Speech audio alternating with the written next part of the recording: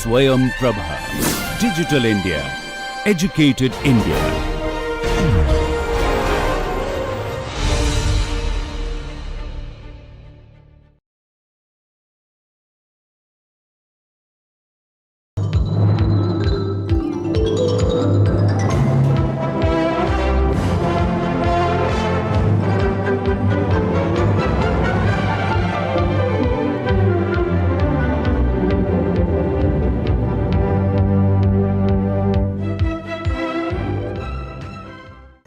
Welcome to 14th lecture of video course on Tribology. Today's topic is hydrodynamic lubrication. It's one of very interesting topic for me. It doesn't give anywhere. It separates two surface completely and it bears a load. It allows relative motion without much damage, obviously without any damage. That's why this is an interesting topic and one of the very favorite topic for me. This hydrodynamic lubrication is started with Towers experiment. We did a few experiments on a partial arc bearing. This setup is shown, a Tower setup was shown is shown in this figure. They say there is a bearing cap, bush, then rotating shaft, rotor, and there is a bath filled with the liquid lubricants. When Tower did experiment by loading this bearing bush and allowing shaft to rotate, he found very low coefficient of friction. That is why I say that it was difficult to measure the friction force that time, but lever arrangement and pin joint arrangement he did and could measure the friction. We can't say it was a friction measurement was accurate, but whatever the data came, they were very relevant and more related to science. That is why we can say Tower's observation, he found very low coefficient of friction. I use a word, use a symbol tilde, which indicates a approximate value. It does not give accurate value, it was approximate value, the coefficient of friction 0.001, very low coefficient of friction, always desirable by all researchers, all scientists, all engineers. In addition to those observations, Towers commented on a sliding speed, indicated that coefficient of friction, or is the friction force, increases with the sliding speed. It is quite contradictory with that time existing friction loss. Take an example of Coulomb. It says a friction force does not depend on the relative velocity or sliding velocity, but our experiment proved that coefficient of friction or friction resistance increases with increase in a sliding speed. Another interesting observation came from his experiment was that friction resistance decreases with increase in a temperature. That is one other important observation. Of course, we can't say these are the final findings. Whatever experiment were done by the Tower were very limited within a range only. So, these observations remain in a range, it does not mean it is always true. Coefficient of friction really decreases sometime with increase in a velocity or sliding velocity, and coefficient of friction increases with the increase in a temperature also. So, that is why we are mentioning the word that this observation were made by Towers experiment or were concluded from a Towers experiment.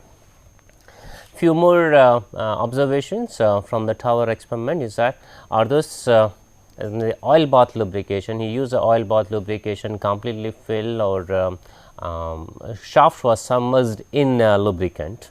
That is why he said that most of the coefficient of friction experiment or friction related experiment were can be termed as a liquid friction force or friction occurring because of the liquid. That is why these were observation not related to the Coulomb's experiment or Hamilton experiments. These were the based on the more on liquid. Another observation was that he could find really a floating of shaft in liquid without really in contact. So, that is a floating is possible, or we say the levitation is possible when use a liquid lubricant. Another important observation, he found the fluid pressure was a maximum at the middle, and that was almost 2 times compared to mean pressure. There was an interesting observation that pressure does not remain uniform in bearing, it comes to the maximum value at the center, and it is twice that 2 times the mean value. That means, what we do calculation in ordinary mechanical engineering, we find that the average pressure, whatever the load, divide by area, and then calculate what will be the mean pressure and choose a material accordingly. But Towers experiment clearly indicated max pressure will be more than mean pressure. It is in his view, it was 2 times. However, we have done number of experiments and we found that mean pressure, maximum pressure can go even 10 times compared to mean pressure. Another interesting observation from Towers experiment can be concluded or can be noted is that the unstable friction resistance.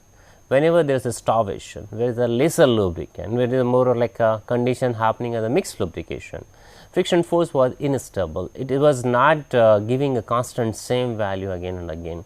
You do number of experiment and every time you find some difference in experimental results.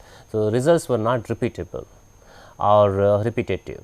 In that case, mean value on standard deviations was important, or we can say the friction force in mixed lubrication condition or starvation condition will be on statistical quantity, where will be we need to define a mean value as well as we need to define standard deviation. However, for liquid lubricant he found more or less steady coefficient of friction and results were repeatable. So, that is the importance of liquid lubrication. If it is a complete hydrodynamic lubrication, what the term can be given in this hydrodynamic lubrication, then coefficient of friction will remain steady, it can be repeatable, and then we can calculate or we can design accordingly. Now, another conclusion, final conclusion we can say that comes from the Tower experiment is his results. His experimental results really motivated researcher to understand the physics of various parameter, effect of the various parameter on a fluid film pressure generation. Whether it is possible to generate a fluid film, first thing. Second thing is what are the parameters which are affecting this results. So, it motivated researchers to do number of experiment and thinking from different angle, thinking from viscosity angle, thinking from geometry point of view, thinking about the application of lubricant from different location, and that is why the number of experiments experimental results are available, and people generally quantify those with some physics also. To understand what Tower did, we will take very simple example, what we say that simple geometry. You can see there A dash or A dash and B dash is a plate, is moving with velocity u a. Sometimes we call is A prime and B prime instead of A dash and a B dash. So, A prime and B prime is another plate A B, which is a constant. It is a steady, it doesn't move, it is more like rigidly fixed at the one place, and this plate is sliding at the velocity u a. There is a coordinate system shows that we are assuming x direction from A to B or towards that side, and z direction is a perpendicular to this screen, and it can give a depth arrangement, while y is a film thickness. Y is or we say the film thickness is in direction of the y, that is a coordinate.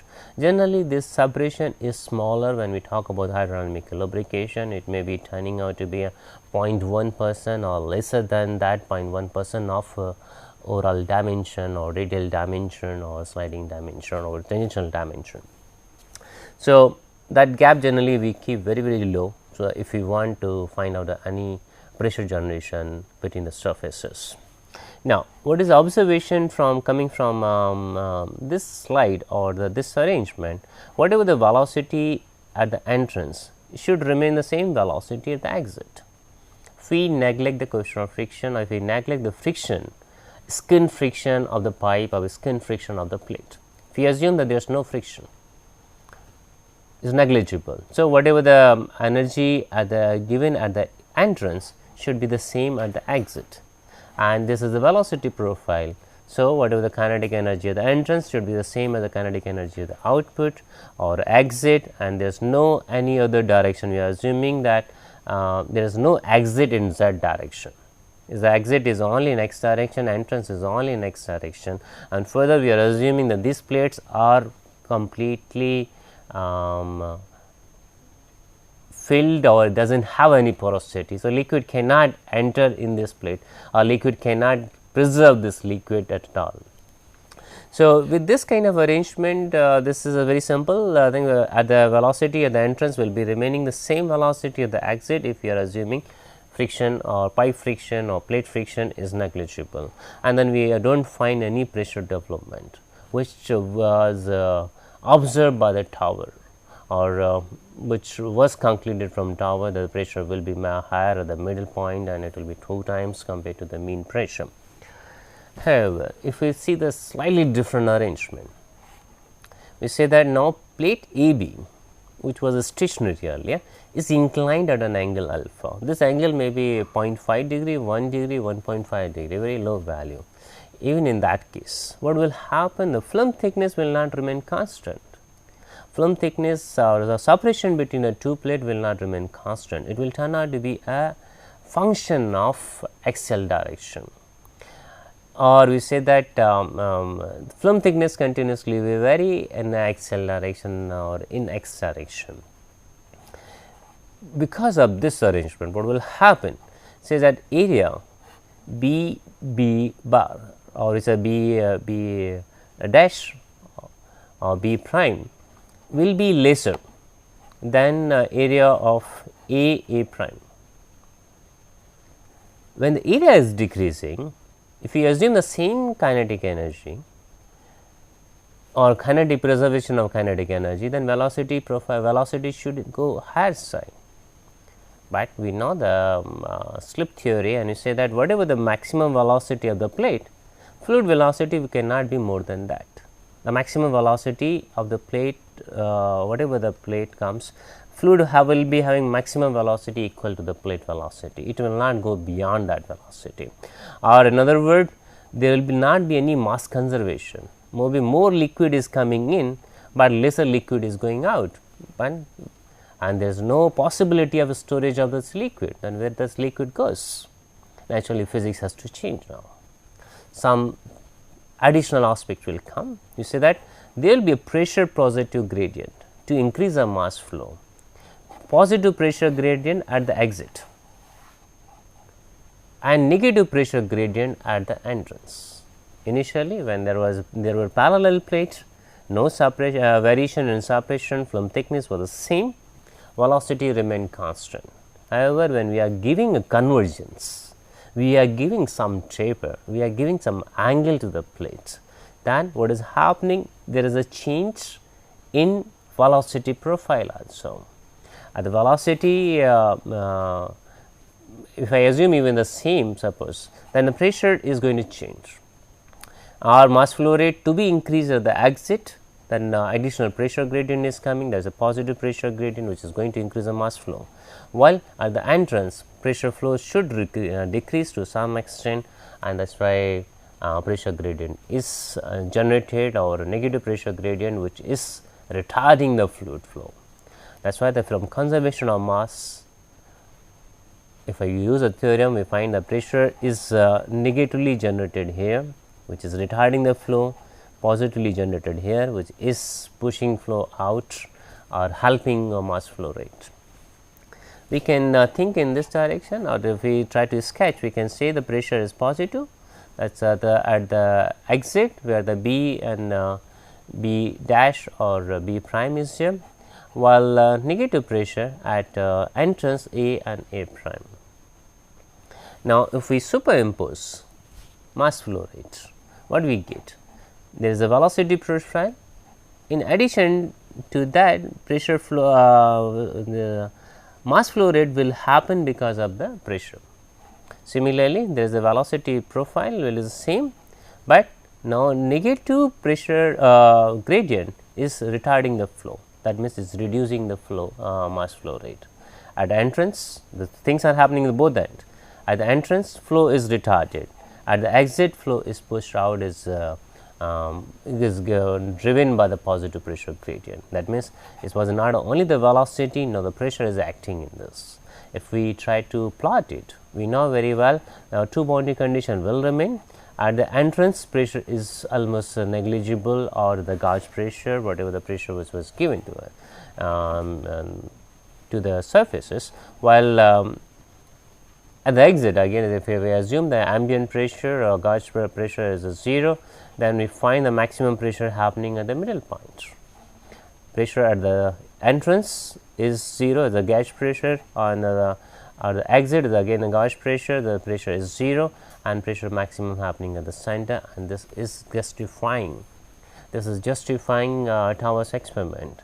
That means, what Tower did, whatever the experiment he performed, because of the floating arrangement of the rotor or floating arrangement of the bush, dynamically position was changed, and there was some convergent wedge action was made, or some change in geometry which reduced the mass flow rate at the entrance and pushed the mass flow rate at the exit was made. That is a hydrodynamic lubrication.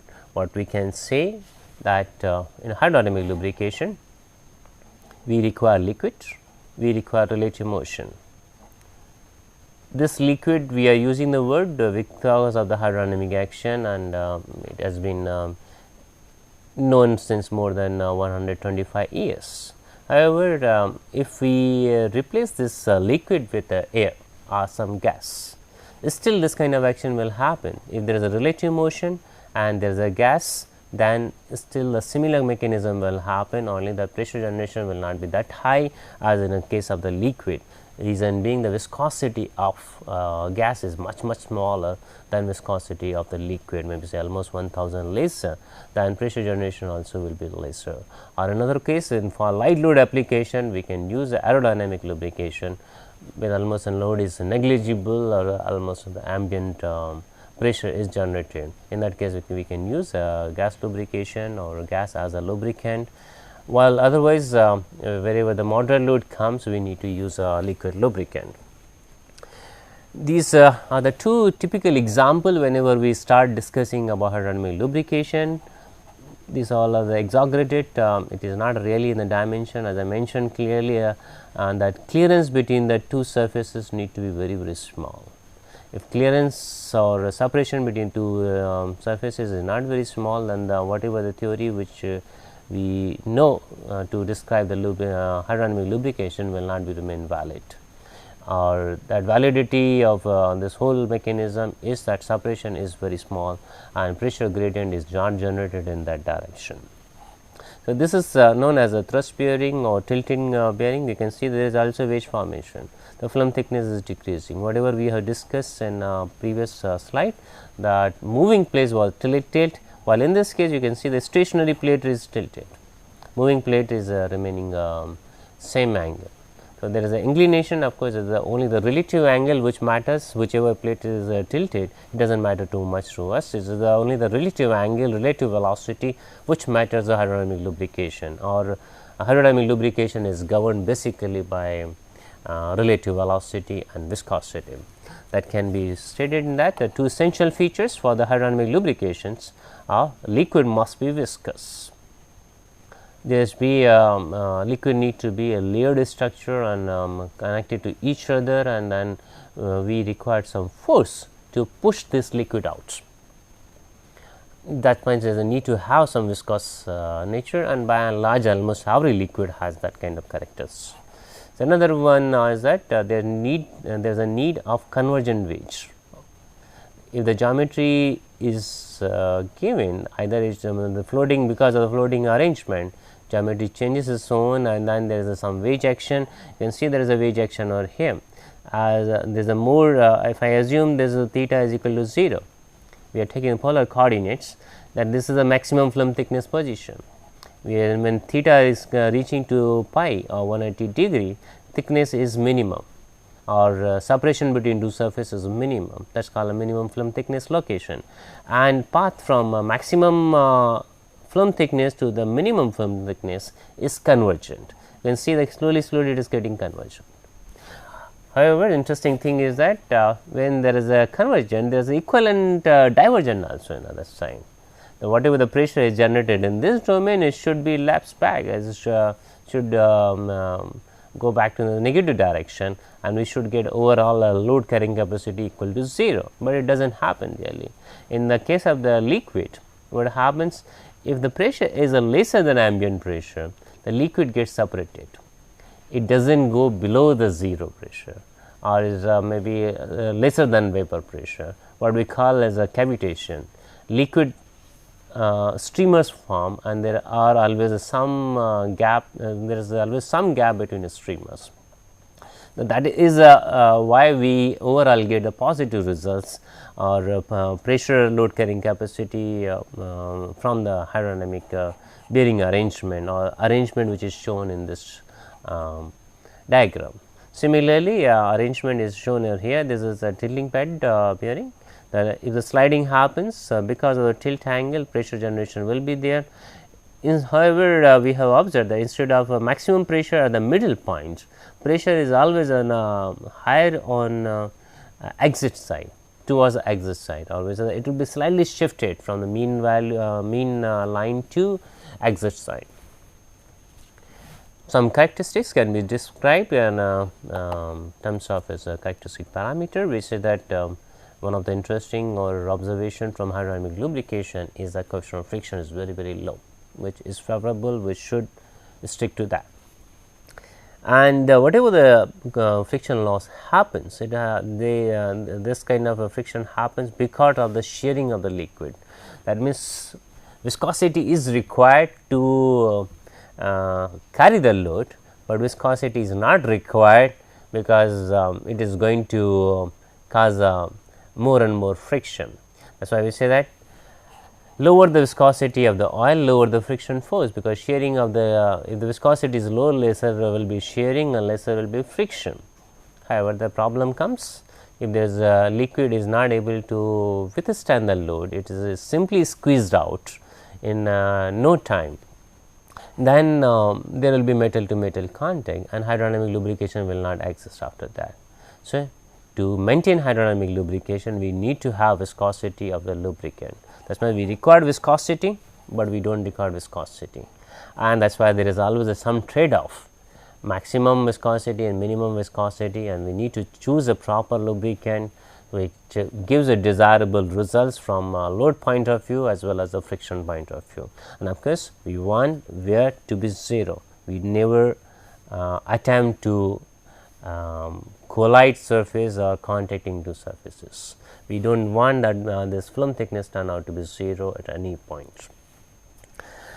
That is why we say that in ideal case, I am using the word ideal case because whatever we do is still there is a possibility of 1% or 2% metal contact, maybe a transient condition, a start and stop condition, but in ideal case there should not be anywhere of the moving parts.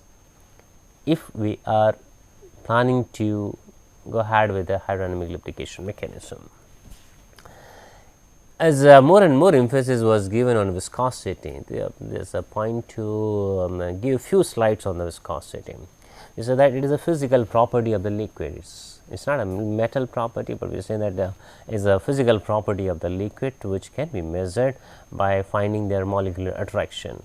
They have some resistance against the flow, and if we are able to observe that, that will give us viscosity. We have 2 units of the viscosity.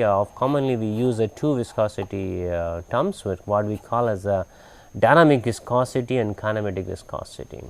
In kinematic viscosity, we do experiment with the influence of the gravity force, and that is why the gravity does not come into picture over here. And common unit which we use for the kinematic viscosity is a centistoke. And metric unit, it can be expressed as a millimeter square per unit second, while dynamic viscosity is generally expressed in a centipoise and if we use a SI unit, it will be a Pascal second, or often it is expressed in a millipascal second. So, for most of the our theoretical calculation, or when we do computational work, or when we do the modeling of tribo surfaces, we might require dynamic viscosity. While when we do experiments, most often we measure the kinematic viscosity, except a few experimental setup where the rotational movement is used and we do not use gravity force. To just to give a feel of the viscosity, this diagram shows some drops. You can see the first figure, or the first part of the figure, which shows that liquid is dripping, and the liquid molecule or the drop size is very big compared to drop size of this. You can see the flow is slightly lesser, in this case flow is more, but we can find here that all the tilting angle is same. Tilting angle for all arrangement is remains same. Here liquid is flowing with a more mass flow rate, less fast mass flow rate, almost negligible mass flow rate. Here it is taking time to flow, and here almost stick. So, it is more like a gel character. That is why the gel will be having higher viscosity. I have some video to show what is this viscosity flow. Let us play this.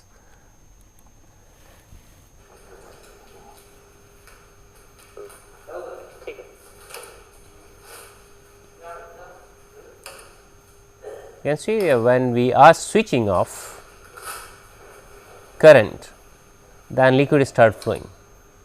When we switch on current, which is getting displayed in this power supply, that is supplying the current to the electromagnet over here, that generate magnetic field and causes a restriction of the flow. Or in other word, using this kind of arrangement, we are changing online viscosity, low viscosity to high viscosity, just by changing or supplying some current to the arrangement. This kind of liquids are known as a magnetorheological liquid, and they are known for change in viscosity, or their behavior is known for the liquid to the solid, to the liquid to semi solid to the solid. Their strength or shear strength changes from 0 Pascal to maybe say 100 kilopascal. The substantial change happens in just fraction of second. That is why we say that viscosity plays important role, and this kind of MR fluid, they are changing the online viscosity. Whatever the viscosity we require, it can be made according to that. Typical this table shows that some typical viscosity values which have been utilized in a number of arrangements. We can conclude from this arrangement is that if the load is increasing, viscosity need to be increased. Take an example of instruments or the clock, and we know very well a load is almost negligible on those arrangements. But take an example of the worm gear, load is very high, contact will be very high, or contact area need to be larger in this case, because of the applied load is very high.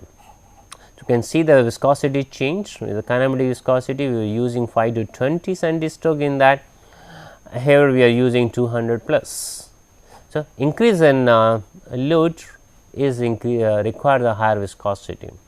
Even though we can say that hypod gear and worm gear, they do not work in hydrodynamic lubrication, they generally work in mixed lubrication, but major part of the mixed lubrication is hydrodynamic lubrication. That is why we are using the viscosity values for that.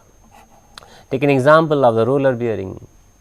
Generally, they work in elasto hydrodynamic lubrication, but again the elasto hydrodynamic lubrication major part is a hydrodynamic lubrication, so viscosity matters in this case.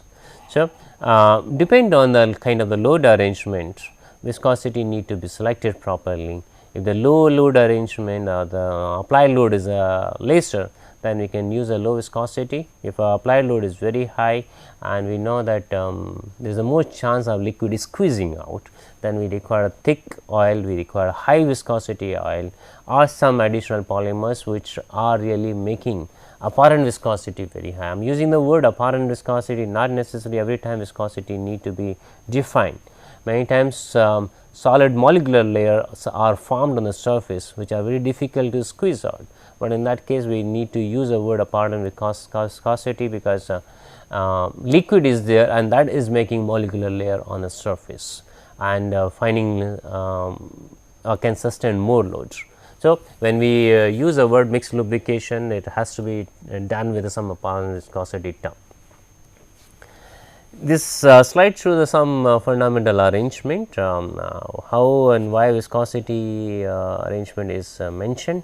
You can see the moving surface, stationary surface, gap is some film thickness is equal to h, and we are saying because of the viscosity, generally they remove or they move layer by layer, or is more like a laminar flow because of the viscosity. And if we take this kind of assumption, it will be very simple for us to find out what will be the friction force.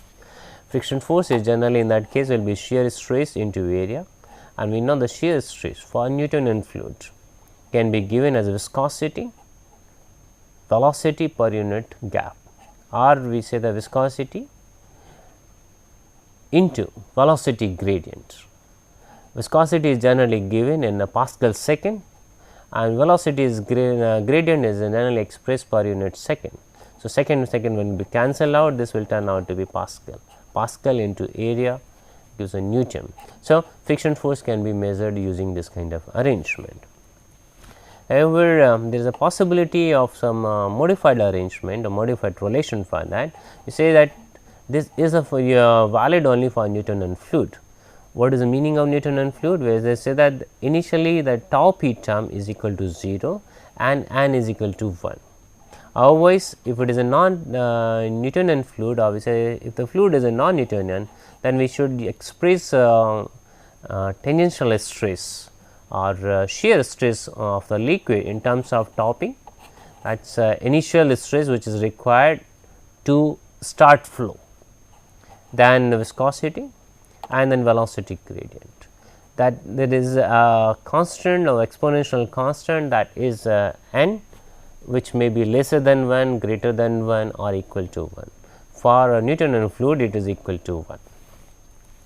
Now, this slide gives more elaboration on this Newtonian and non-Newtonian fluid behavior.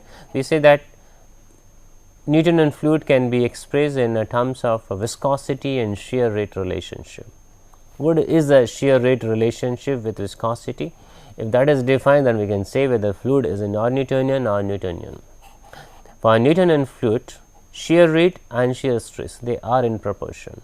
As the shear stress increases, shear rate increases, or in other case, we say the shear rate increases, the shear stress increases. So, here it will be n is equal to 1, tau p is equal to 0, but if n is not equal to 1, is a lesser or greater than 1. In this case, the example is given is when this is a lesser than 1.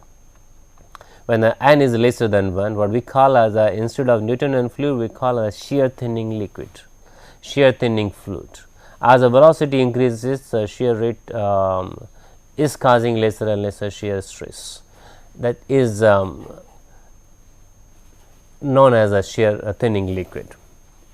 Similarly, there is another possibility of shear thickening fluid.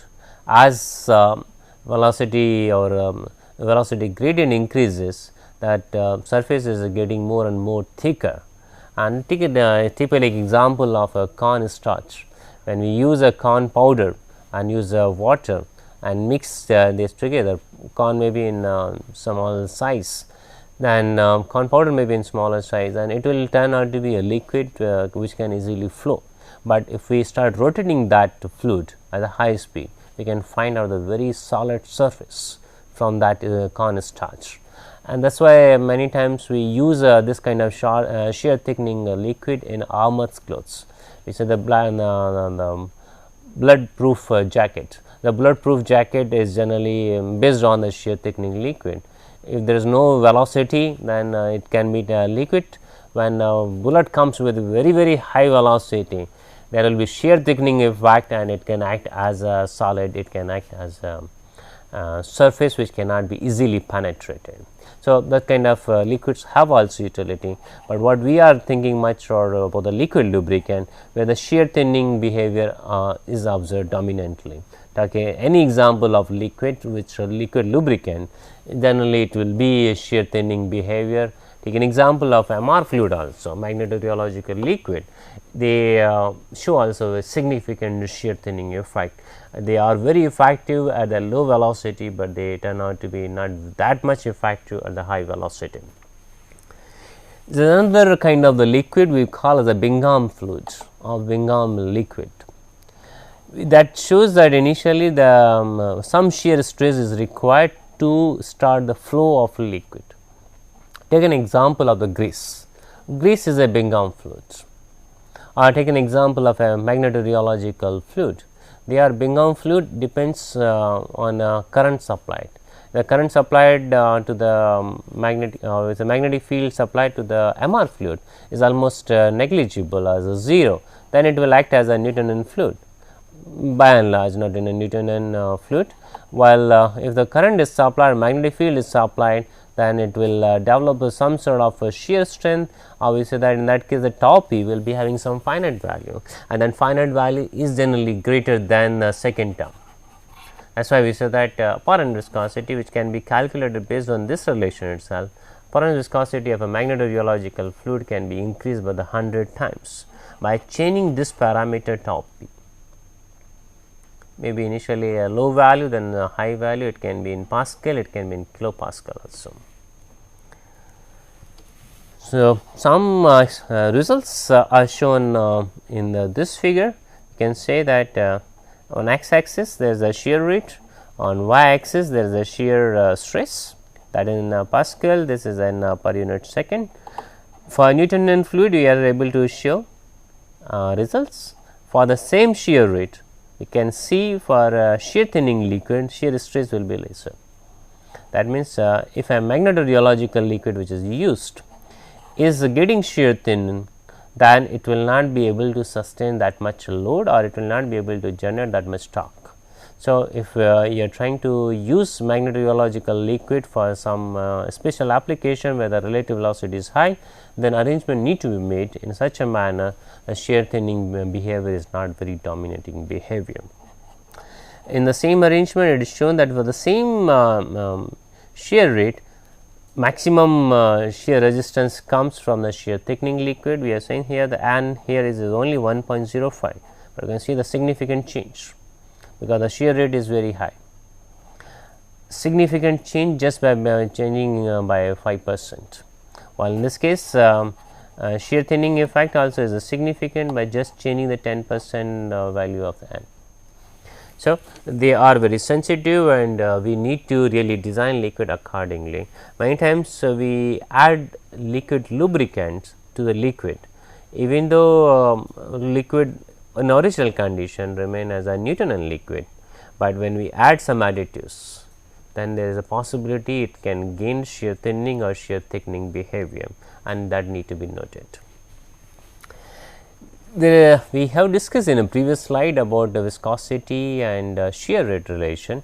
Now, in this slide we are going to discuss about viscosity and a temperature relationship. This is more important from thinking what Towers did. Towers expressed that the friction force reduces with increase in the temperature. So, there is always some relation between viscosity and temperature. By and large, as the temperature increases, viscosity will decrease. Reason generally is given, the molecules they remain in a closeness. Initially, as the temperature increases, they get a more energy, and then they try to get separated from each other, and that is why the viscosity goes down or reduces with increase in the temperature. That is why we are writing that for all the liquid, viscosity decreases as the temperature increases, but rate of decrease varies considerably. we are not arguing that there will not be any decrease in viscosity, but we are trying to discuss how fast they are reducing. If the liquid is a very stable, even though there is a decrease, but that not very dominating factor, it is a gradually decreasing, then that kind of liquid will be good for the application, or that can give more robust behavior. Often viscosity temperature relation is expressed in terms of viscosity index. It is more like a parameter. Says that higher the value, lower will be the effect of temperature on viscosity. And there is a chart shows over here, there is a figure shows over here different VI for the different oil. Take an example of the mineral oil. Here mineral oil has a 160 VI, some number. So, and another mineral oil has a 150 VI, other mineral oil has 100 VI. That means, when we talk about the mineral oil, it is not a single value, or it is not a single substance. Mineral oil have a number of variations and with a number of classes in mineral oil itself, that we can call as a paraffinic oil, naphthenic oil, and based on different proportion mineral oil will be changed, but they are generally made from the same source, from the petroleum crude oils. That is why they are known as a mineral oil. So, mineral oil word is not very good as such. For all the liquid lubricant, we should be specifying which mineral oil, or at least we should specify what is the viscosity grade of that oil. That is why in this chart we are able to see mineral oil even the 20 VI, which has very bad viscosity index, which, as I mentioned, more and more viscosity index, better and better lubricant from temperature point of view. We are not discussing about any other point of view, just in this slide we are expressing the temperature relationship.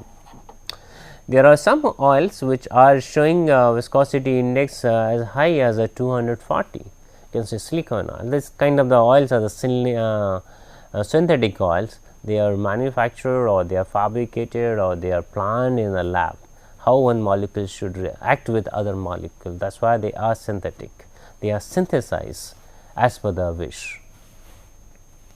Right? We can say what was earlier concluded from here, the change in thermal energy by adding or subtracting heat, viscosity will be changed, and that is why whenever we quote viscosity of the liquid, it should always come with the temperature.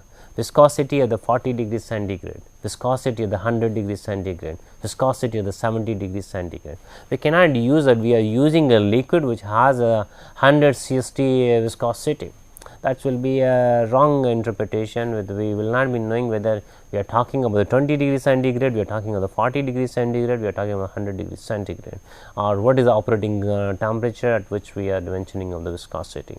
So, ideal way will be that when you do calculation, find out what viscosity is required, and then compare available viscosity oils in terms of either 40 degrees centigrade or 20 degrees centigrade. Generally, when we purchase oil from the market, they mention viscosity of oil at some particular temperature. It may be 37.8 degrees centigrade, it can be 40 degrees centigrade also. To give more emphasis on viscosity index, because it is one of the very important parameter, generally we say that viscosity index is defined by this relation Vi is equal to 100 ratio L minus U divided by L minus H. L is the unknown liquid, or liquid which we want to find out what is the viscosity index of that. H is the viscosity index of the liquid which is very good viscosity index, or liquid is good from temperature stability point of view. L is having a lowest viscosity index lubricant. Of course, everything is expressed in terms of viscosity. This can be explained in simple relation by referring this figure. We are saying that all the liquids, whatever the liquid we are choosing, liquid corresponding to L, liquid corresponding to U, liquid corresponding to H, they have same viscosity at the 100 degrees centigrade. Using the word 100 degrees centigrade many times is confusing, because it is generally expressed in fraction, which say that 98.9 degrees centigrade. So, these all three liquids have a same viscosity at a 98.9 centigrade temperature, but they have a different viscosity at the lower degree temperature. Maybe here it is written 38, but again that is not right. It is fraction is 37.8 degrees centigrade. So, here is a U comes somewhere in between. We say the L has a lowest viscosity, that is why you can see the more slope over here, or the viscosity is changing rapidly with increase in temperature. Here it is shown viscosity index equal to 100 for H, and almost a flat line, which is also just a hypothetical concept. We know even for viscosity equal to viscosity index equal to 300, this line will never turn out to be horizontal, there will be always some slope. Just to explain with this concept of viscosity index, we are using the good viscosity. H has a viscosity index equal to 100, and that is a flat line. This relation is valid for the viscosity index up to 100. That started initially, but now we have got a number of lubricant which have a very high viscosity index compared to 100. And this L and H is generally referred with two oils. One is a bad oil, one is a other one is a good oil, Pennsylvania crude oil and the Gulf Coast oil. They are generally referred, but every company has its own norms to define. When they market, they have a different nomenclature. And there's a point comes how to get this high VI lubricants. So, a high VI lubricant can be achieved, or we can find using some filtration process or refining process by removing the aromatic component of from the mineral oils. If we remove aromatic component from the mineral oil, we will be getting high VI lubricant. Aromatic are generally more temperature sensitive, that is why we want to, if we remove those additives, then it will give very good VI or the mineral oil. Another thing is that sometime we use a blending of the oils. One is having a low viscosity oil, other is a high viscosity oil. The low temperature, low viscosity is dominating. At the high temperature, more viscosity oil will turn out to be thinner, and then it will overall give more temperature stability or resistance compared to just a low viscosity oil. And finally comes the polymer additives. We say that this kind of arrangement is used to find out the multigrade oil. Multigrade oil will be discussed in few slides. After this slide, we say that if we use the polymer additives which are initially coiled up, which are not active, which remain inactive at the low temperature, then it will these additives are not going to increase viscosity of the lubricant, but as the temperature increases, coiled structure turn out to be uncoiled structure, and slowly they turn out to be straight lines, or which that they straighten up themselves. What will happen in the situation? Surface area will increase. As the surface area is increasing, it is going to show more and more resistance towards the flow, and more and more resistance towards the flow, that means more and more viscosity of the liquid. That is why one and the mineral oil are losing viscosity, other and polymers are adding viscosity. That is why we get more and more stability to those liquids. Then when we try to express this mathematically, viscosity and temperature, two popular relations are available. Well proven relation, what we call the Vogel's relation, Vogel's equation. You can say here the dynamic viscosity is given as eta. Eta is expressed is in Pascal second or millipascal second. There is a constant k and is exponential relation. There is another constant b and constant t. So, either constant t or theta. In this case, we can express one relation in terms of temperature. So, we can say if I assume that T is a temperature, then theta is constant. So, theta is a constant, beta is b is constant, k is constant. There are 3 constants available in this relation, and this is a kinematic viscosity relation, is a dynamic viscosity relation. While coming to the second relation, what we call as a Wallis relation. But before that, there is a table shown that if you require to evaluate 3 constants k, b and theta, use this kind of table. Viscosity at the 40 degrees centigrade is defined, viscosity at 100 degrees centigrade is defined, viscosity at the 130 degrees is defined. So, we have a 3 viscosity at 3 different temperatures. If we substitute, we will be able to get k, we will be able to get b, we will be able to get the theta. Once we know all these 3 parameters, then viscosity between 40 to 130 degrees centigrade for any temperature can be defined by this relation. As I mentioned, other relation is the Wallis relation, which is more popular relation because of the kinematic viscosity, and generally viscosity is measured in centi-stroke and given in a centi-stroke. Of course, kinematic viscosity can be converted to dynamic viscosity by using density term. When the viscosity Wallis equation is used, we can directly use this kind of parameters. We say that in the when we want to find out what will be the viscosity at some temperature, then we can find out constant, this constant and the other constant C here. I can say constant A, constant B also. Here you can find that the capital T, that means it has been expressed in the Kelvin. So, whatever the temperature need to be added with the 273. In this case, if I want to define the viscosity at 40 degrees centigrade, T will be 273 plus 40 degrees centigrade, and this is centi-stroke viscosity can be directly substituted. So, centi-stroke plus 0.6, sometime relation 0.7 is also used, constant A and constant B.